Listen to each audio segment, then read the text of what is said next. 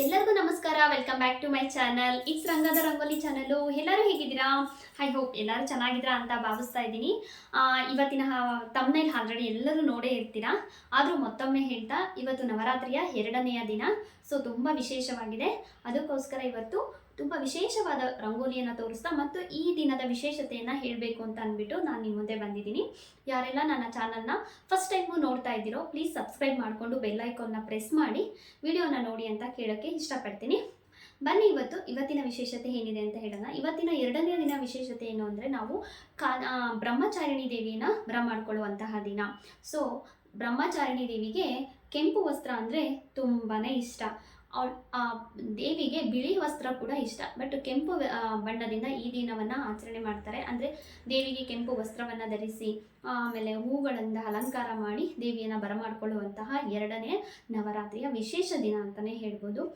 So ದೇವಿ ಯಾವಾಗಲೂ ದೇವಿಗೆ ಮಾತ್ರ ಅಲಂಕಾರ ಮಾಡೋದಲ್ಲ, ನಾವು ದೇವಿಯನ್ನು ಅಲಂಕಾರ ಮಾಡಿದ್ಮೇಲೆ ನಾವು ಕೂಡ ಅದೇ ರೀತಿ ಅಲಂಕಾರವನ್ನು ಮಾಡಿಕೊಂಡು, ಅಲಂಕಾರ ಅಂತಂದರೆ ಈಗಿನ ಮೇಕಪ್ ಅಲ್ಲ, ಅಂದರೆ ನಮ್ಮ ಸಂಪ್ರದಾಯದಲ್ಲಿ ಒಂದು ರೀತಿ ನೀತಿ ಅನ್ನೋದಿದೆ. ಏನು ಅಂತಂದರೆ, ಪೂಜೆ ಮಾಡುವ ಸಂದರ್ಭದಲ್ಲಿ ಸೀರೆಯನ್ನು ಹುಟ್ಟಿ ಕುಂಕುಮನ ಇಟ್ಟು ಅರಿಶಿನ ಕುಂಕುಮ ಬಳೆ ಮತ್ತು ಒಂದು ಮುತ್ತೈದೆಗೆ ಏನು ಬೇಕು 5 ಮುತ್ತೈದೆ 5 ಬಂಗಾರಗಳು ಅಂತಂತೀವಿ, ಆ ಒಂದು 5ಅನ್ನು ಧರಿಸಿ ಪೂಜೆ ಮಾಡೋದ್ರಿಂದ ತುಂಬ ವಿಶೇಷತೆ ಇದೆ ಅಂತ ಅನ್ಬೋದು. ಮೊದಲನೇದು ಸಿಂಧೂರ, ಕೈಗೆ ಬಳೆ, ಕುಂಕುಮ ಹಣೆಗೆ, ಆಮೇಲೆ ಉಡುಪು ಅಂದರೆ ಸೀರೆ, ಮತ್ತು ಕೈಗೆ ಬಳೆ, ಕಾಲುಂಗುರ ಮತ್ತು ತಾಳಿ. ಇದು ಹೆಂಗಸರಿಗೆ ಇರುವಂತಹ ಮುತ್ತೈದೆ ಅಂತಲೇ ಹೇಳ್ಬೋದು, 5 ಮುತ್ತುಗಳು ಅಂತಲೇ ಹೇಳ್ಬೋದು. ಸೊ ಇದನ್ನು ಧರಿಸಿ ಮಾಡೋದ್ರಿಂದ ತುಂಬ ವಿಶೇಷತೆ ಇದೆ ಅಂತಲೇ ಹೇಳ್ಬೋದು. ಹಾಗೆ ಕೂಡ ಇವತ್ತು ದೇವಿಗೆ ಅಲಂಕಾರ ಮಾಡೋದಲ್ಲದೆ ನಾವು ಕೂಡ ಅಲಂಕಾರವನ್ನು ಮಾಡಿಕೊಂಡು ಪೂಜೆ ಮಾಡೋದ್ರಿಂದ ತುಂಬ ವಿಶೇಷತೆ ಇದೆ. ಸೊ ಅದಕ್ಕೆ ಇವತ್ತು ದೇವಿಗೆ ಕೆಂಪು ವಸ್ತ್ರ ತುಂಬ ಪ್ರಿಯವಾದದ್ದರಿಂದ ನಾವು ಕೂಡ ಇವತ್ತಿನ ಸಂಜೆ ಅಥವಾ ಬೆಳಗ್ಗೆ ಆಲ್ರೆಡಿ ಎಲ್ಲರೂ ಆಲ್ಮೋಸ್ಟ್ ಪೂಜೆ ಮಾಡಿರ್ತೀರ, ಮಾಡದಲ್ಲೇ ಇರೋರು ಸಂಜೆ ಪೂಜೆಯನ್ನು ಮಾಡ್ತಾರೆ ಗೋಧೂಳಿ ಲಗ್ನದಲ್ಲಿ. ಆ ಟೈಮಲ್ಲಿ ಸೀರೆಯನ್ನು ಹಾಕ್ಕೊಂಡು ಮತ್ತು ನಾನು ಹೇಳಿದಂತಹ 5 ಮುತ್ತುಗಳನ್ನು ಕೂಡ ಹಾಕ್ಕೊಂಡು ಮಾಡೋದ್ರಿಂದ ತುಂಬ ವಿಶೇಷತೆ ಇದೆ ಅಂತಲೇ ಹೇಳ್ಬೋದು. ಸೊ ಇವತ್ತು ಬ್ರಹ್ಮಚಾರಿಣಿ ಬಗ್ಗೆ ನಾನು ನಿಮಗೆ ಹೇಳಲೇಬೇಕು. ಬ್ರಹ್ಮಚಾರಿಣಿ ಹಿಮವಂತನ ಮಗಳು. ಅವಳಿಗೆ ಚಿಕ್ಕಂದಿನಿಂದಲೂ ಒಂದು ಆಸೆ ಇರುತ್ತೆ, ಶಿವನ ಮೇಲೆ ಅತಿಯಾದ ಪ್ರೀತಿ. ಅಂದರೆ ಶಿವನನ್ನು ಪತಿಯನ್ನಾಗಿ ಪಡಿಬೇಕು ಅಂದ್ಬಿಟ್ಟು ಅವಳು ಚಿಕ್ಕನಿಂದಲೇ ಶಿವನ ಮೇಲೆ ಒಂದು ಆಸೆಯನ್ನು ಇಟ್ಕೊಂಡ್ಬಂದಿರ್ತಾಳೆ. ಆದ್ದರಿಂದ ಅವಳು ಮುಂದೆ ಶಿವನನ್ನು ಬಿಟ್ಟು ಬೇರೆ ಯಾರನ್ನೂ ಮದುವೆ ಆಗಬಾರ್ದು ಅನ್ನೋ ತೀರ್ಮಾನಕ್ಕೆ ಬಂದಾಗ ಶಿವನನ್ನು ಹೊಲಿಸ್ಕೊಬೇಕು. ಶಿವ ಏನು ಹಾಗೆ ಸಿಗ್ತಾನ? ಅವನೇನು ಅಂಗಡಿಲಿ ಕೊಡೋ ಗೊಂಬೆನಾ? ಅಲ್ಲ ಅಲ್ವಾ. ಶಿವ ಬ್ರಹ್ಮಾಂಡವನ್ನೇ ಸೃಷ್ಟಿ ಮಾಡೋದಂಥ ದೈವ. ಅವನನ್ನು ಪಡಿಬೇಕಾದ್ರೆ ಅಷ್ಟು ಸುಲಭ ಅಲ್ಲ ಅಲ್ವಾ. ಈಗ ಯಾರೋ ನಾವು ಏನೋ ತೊಗೊಬೇಕು ಅಂದಾಗ ಅಷ್ಟು ಈಸಿಯಾಗಿ ತೊಗೊಳಕ್ಕಾಗಲ್ಲ. ಇನ್ನು ಪ್ರಪಂಚವನ್ನೇ ಆಳುವಂತಹ ದೊರೆಯನ್ನು ನನ್ನ ಪತಿಯನ್ನಾಗಿ ಮಾಡ್ಕೊಬೇಕಾದ್ರೆ ಅಷ್ಟು ಈಸಿ ಇರಲಿಲ್ಲ. ಸೊ ಅವಳು ಏನು ಮಾಡ್ತಾಳೆ, ತಪಸ್ಸನ್ನು ಕೈಗೊಳ್ತಾಳೆ. ಯಾವ ರೀತಿ ಅಂದರೆ, ಎಷ್ಟು ತಪಸ್ಸು ಅಂತಂದರೆ, ಫಸ್ಟು ಅಂದರೆ ಊಟವನ್ನು ತ್ಯಜಿಸ್ತಾಳೆ, ಆಹಾರವನ್ನು ತ್ಯಜಿಸ್ತಾಳೆ, ನಂತರ ನೀರನ್ನು ತ್ಯಜಿಸ್ತಾಳೆ. ಏನೂ ಇಲ್ಲದಲೇ ಬರೀ ಗಾಳಿಯಲ್ಲಿ ಉಸಿರಾಡುತ್ತಾ ತಪಸ್ಸನ್ನು ಮಾಡ್ತಾ ಅವಳು ಎಲ್ಲವನ್ನ ಬಿಟ್ಟು ಶಿವನಿಗೆ ಪೂರ್ತಿಯಾಗಿ ಅರ್ಪಣೆಯಾಗಿರ್ತಾಳೆ.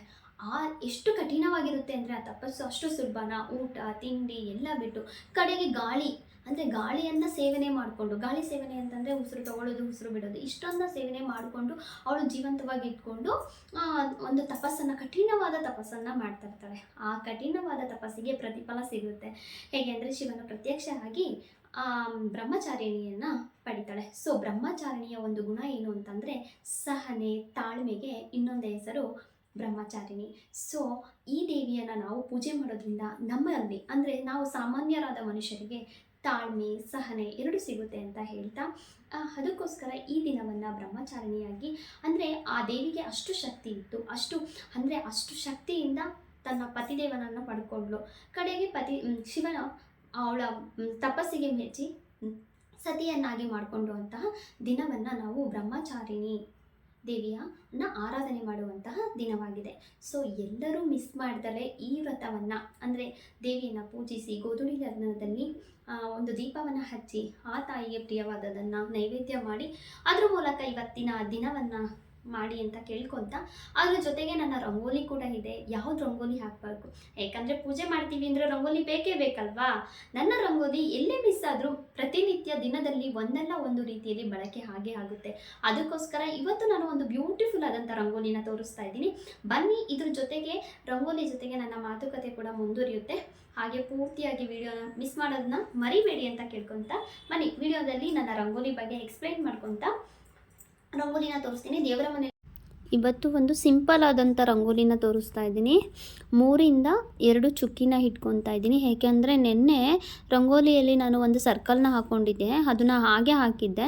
ಸೊ ಹಾಕೋರಿಗೆ ತುಂಬ ಕಷ್ಟ ಆಗುತ್ತೆ ಅಂದ್ಬಿಟ್ಟು ಈಗ 3ರಿಂದ 2 ಚುಕ್ಕಿನ ಇಟ್ಕೊಂಡು ಅದ್ರ ಸುತ್ತ ಒಂದು ಸರ್ಕಲ್ನ ಹಾಕ್ಕೊತಾ ಇದ್ದೀನಿ. ಒಂದು ವೃತ್ತಾಕಾರವನ್ನು ನೀಟಾಗಿ ವೈಟ್ ರಂಗೋಲಿಯಲ್ಲಿ ಹಾಕ್ಕೊತಾ ಇದ್ದೀನಿ. ಈ ರೀತಿ ಹಾಕ್ಕೊಳ್ಳೋದ್ರಿಂದ ನೀಟಾಗಿ ಸರ್ಕಲ್ ಕೂಡ ಬರುತ್ತೆ. ಇದನ್ನು ದೇವ್ರ ಮನೆಯಲ್ಲೂ ಹಾಕ್ಕೊಬೋದು ಮತ್ತು ಮನೆ ಮುಂದೆ ಅಂಗಳದಲ್ಲೂ ಕೂಡ ಹಾಕ್ಕೊಬೋದು. ಮಧ್ಯದಲ್ಲಿ ನಾನು ಕೆಂಪು ಬಣ್ಣವನ್ನು ಸೆಲೆಕ್ಟ್ ಮಾಡ್ಕೊಂಡಿದ್ದೀನಿ. ಯಾಕೆ ಅಂದರೆ ಇವತ್ತು ಬ್ರಹ್ಮಚಾರಿಣಿ ದೇವಿಗೆ ಕೆಂಪು ಬಣ್ಣ ಅಂದರೆ ತುಂಬಾ ಇಷ್ಟ. ಸೊ ಅದಕ್ಕೆ ಕೆಂಪು ಬಣ್ಣವನ್ನು ಹಾಕಿ ವೃತ್ತಾಕಾರದ ಮಧ್ಯದಲ್ಲಿ ನಾನು ಓಂಕಾರವನ್ನು ಬರಿತಾ ಇದ್ದೀನಿ. ಓಂಕಾರ ಬಂದು ನಾವು ಒಂದು ತಪಸ್ಸಿಗೆ ಅಥವಾ ಕೂತಾಗ ಅದು ಓಂಕಾರ ವೃದ್ಧಿ ಆಗುತ್ತೆ, ಅಂದರೆ ಬಾಯಲ್ಲಿ ಹೇಳ್ತಾ ಇರಬೇಕು. ಸೊ ಆ ಒಂದು ಇದರಿಂದ ಇಲ್ಲಿ ಬ್ರಹ್ಮಚಾರಿಣಿ ಬಂದು ತಪಸ್ಸನ್ನು ದೀರ್ಘಕಾಲದಲ್ಲಿ ಮಾಡಿದಂತಹ ದೇವಿಯಾಗಿದ್ದರಿಂದ ಸೊ ನಾನು ಇಲ್ಲಿ ಓಂಕಾರವನ್ನು ಹಾಕ್ತಾಯಿದ್ದೀನಿ. ಸರ್ಕಲ್ ಸುತ್ತ ಮಧ್ಯದಲ್ಲಿ ಓಂಕಾರವನ್ನು ಹಾಕಿ ಅದಕ್ಕೆ ದಳಗಳನ್ನ ಹಾಕ್ತಾಯಿದ್ದೀನಿ. ದಳಗಳು ಒಟ್ಟು 4 ದಳಗಳನ್ನ ಹಾಕ್ತಾಯಿದ್ದೀನಿ ಈಕ್ವಲ್ ಆಗಿ. ನೀವು ಕೂಡ ಅದೇ ರೀತಿ ಹಾಕ್ಕೊಳ್ಳಿ. ಬೇಕಾದರೆ ಒಂದು ಚುಕ್ಕಿನ ಇಟ್ಕೊಳ್ಳಿ ಮಧ್ಯದಲ್ಲಿ, ಅಲ್ಲಿ ಇಟ್ಕೊಂಡು ಹಾಕ್ಕೊಬೋದು, ಇಲ್ಲಾಂದರೆ ಹಾಗೆ ಕೂಡ ಹಾಕ್ಕೊಬೋದು ಫ್ರೀ ಹ್ಯಾಂಡ್ ರಂಗೋಲಿಯಲ್ಲಿ. ಹಾಕಿ 4 ಸೈಡು 4 ದಳಗಳನ್ನ ಹಾಕ್ಕೊತಾ ಇದ್ದೀನಿ. ಹಾಕ್ಕೊಂಡು ಅದಕ್ಕೆ ನಾನು ಕೆಂಪು ಬಣ್ಣ ಮಧ್ಯದಲ್ಲಿ ಮತ್ತೆ ಒಳಗಡೆ ದಳಗಳ ಮಧ್ಯದಲ್ಲಿ ಮತ್ತೆ ದಳಗಳನ್ನ ಹಾಕ್ಕೊಂಡು ಅದಕ್ಕೆ ನಾನು ಬಿಳಿ ದಳಗಳನ್ನ ಕೊಡ್ತಾಯಿದ್ದೀನಿ. ನೋಡಿ, ಇವಾಗ 4 ದಳಗಳು ಕಂಪ್ಲೀಟ್ ಆಯಿತು. ಈಗ ಅದ್ರ ಮಧ್ಯದಲ್ಲಿ ಮತ್ತೆ ದಳಗಳನ್ನ ಹಾಕ್ಕೊತಾ ಇದ್ದೀನಿ. ಅದಕ್ಕೆ ಬಿಳಿ ಬಣ್ಣವನ್ನು ಕೊಡ್ತಾಯಿದ್ದೀನಿ. ಬ್ರಹ್ಮಚಾರಿಣಿ ದೇವಿಗೆ ಬಿಳಿ ಮತ್ತು ಕೆಂಪು ಬಣ್ಣ ಅಂದರೆ ತುಂಬಾ ಇಷ್ಟ. ಸೊ ಅದಕ್ಕೆ ನಾನು 2 ಕಲರ್ನ ಯೂಸ್ ಮಾಡಿಕೊಂಡು ಈ ರಂಗೋಲಿನ ಹಾಕ್ತಾಯಿದ್ದೀನಿ. ನೀವು ಇದನ್ನು ದೇವ್ರ ಮನೆಯಲ್ಲಿ ಚಿಕ್ಕದಾಗಿ ಕೂಡ ಹಾಕ್ಕೊಬೋದು, ತುಂಬ ಚೆನ್ನಾಗಿ ಕಾಣಿಸುತ್ತೆ ಮತ್ತು ಚೆನ್ನಾಗೂ ಕೂಡ ಬರುತ್ತೆ. ಯಾವುದೇ ಒಂದು ರಂಗೋಲಿಗೆ ತುಂಬ ಮಹತ್ವ ಇದೆ. ಸೊ ಯಾವುದೇ ಒಂದು ಪೂಜೆಗೆ ರಂಗೋಲಿ ಇಲ್ಲದಲೇ ಪರಿಪೂರ್ಣ ಆಗೋದಿಲ್ಲ ಅನ್ನೋದು ನನ್ನ ಒಂದು ಅಭಿಪ್ರಾಯ. ಅದು ನಿಮಗೂ ಗೊತ್ತಿದೆ ಅಂತ ನಾನು ಅಂದ್ಕೊಂಡಿದ್ದೀನಿ, ಭಾವಿಸಿದ್ದೀನಿ. ಈಗ ನೋಡಿ, ರಂಗೋಲಿ ಪೂರ್ತಿಯಾಗಿ ಮಧ್ಯದಲ್ಲಿ ಮತ್ತೆ ದಳಗಳನ್ನ ಹಾಕ್ಕೊಂಡು ಅದಕ್ಕೆ ಬಿಳಿ ಬಣ್ಣವನ್ನು ಕೊಡ್ತಾಯಿದ್ದೀನಿ. ಈಗ ಮಧ್ಯದಲ್ಲಿ 4 ಸೈಡ್ ಮಧ್ಯದಲ್ಲಿ ಖಾಲಿ ಇರೋದ್ರಿಂದ ಅಲ್ಲಿ ನಾನು ಮತ್ತೆ ದಳಗಳನ್ನ ಹಾಕ್ಕೊತಾ ಇದ್ದೀನಿ. ಅದಕ್ಕೂ ಇದಕ್ಕೂ ಸ್ವಲ್ಪ ಚಿಕ್ಕದಾಗಿ ಹಾಕಿದ್ದೀನಿ. ಸೊ ಹಾಗೆ ಹಾಕ್ಕೊಂಡು ಅದಕ್ಕೆ ಫ್ಲವರ್ ಡೆಕೋರೇಷನ್ನ ಕೊಟ್ಟಿದ್ದೀನಿ.